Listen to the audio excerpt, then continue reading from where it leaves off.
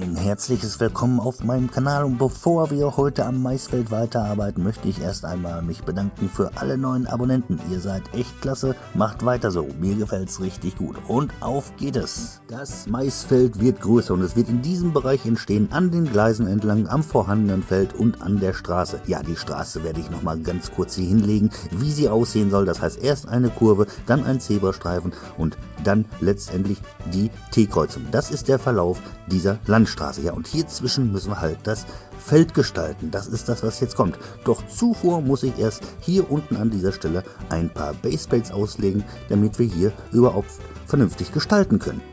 Ich habe so viel von diesen 8x16 Baseplates übrig, in grün, hellgrau, dunkelgrau, alles mögliche. Deshalb packe ich die jetzt erstmal hier unten rein. Ja, muss schließlich auch alles irgendwie verwendet werden.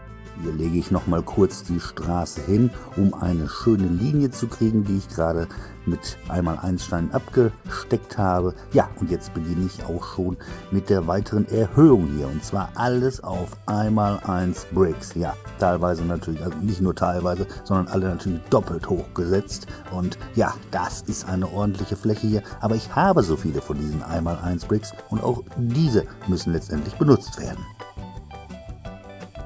Jetzt heißt es hier nochmal richtig zu den Gleisen hin abschließen in braun. Natürlich alles nur das, was Feldfläche wird. Der Rest, die restlichen Ritzen werden wir auf jeden Fall damit grün wieder schließen.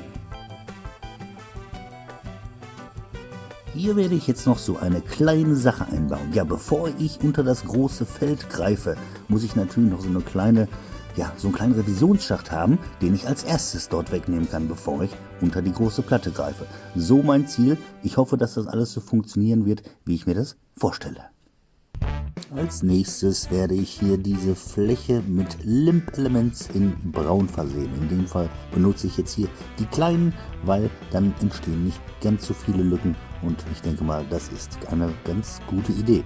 Ja, es ist sehr viel zu tun, auch wieder viele Limp Elements. Ich weiß gar nicht, wie viele es waren, 50, 60, keine Ahnung. Und die kleine Fläche in grau muss ja letztendlich dann auch noch gemacht werden. Ja, viel zu tun, aber wie gehabt, ihr kennt nichts anderes von mir.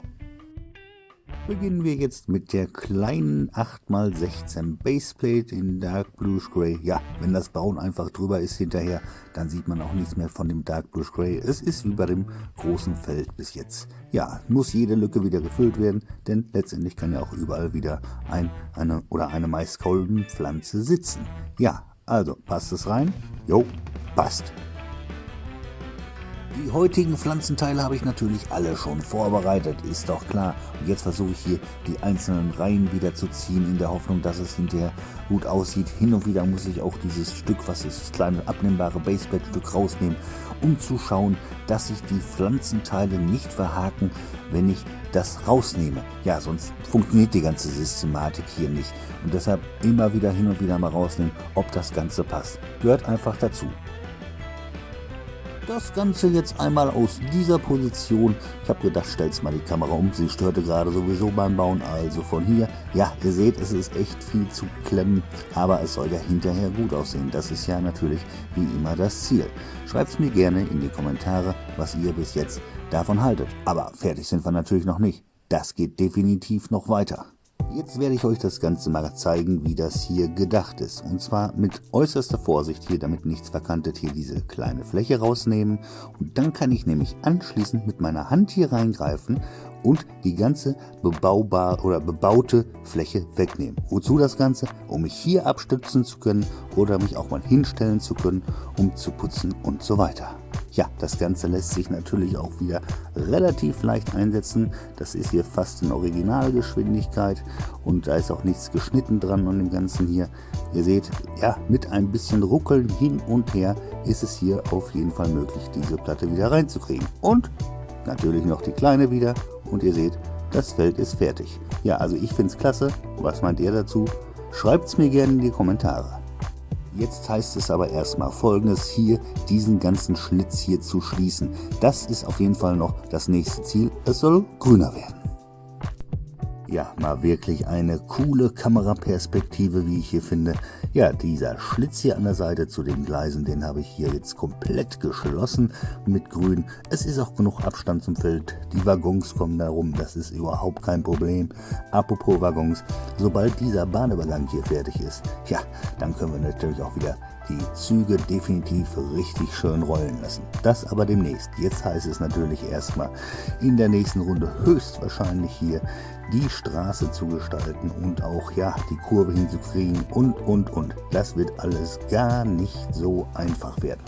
Und da sind wir schon beim heutigen Vorher-Nachher-Bild. Ja, so sah die Geschichte vorher aus und so sah sie hinterher aus heute. Ja, Leute, es ist einfach sagenhaft, es sieht irgendwie richtig cool aus. Wieder zack und wieder dran.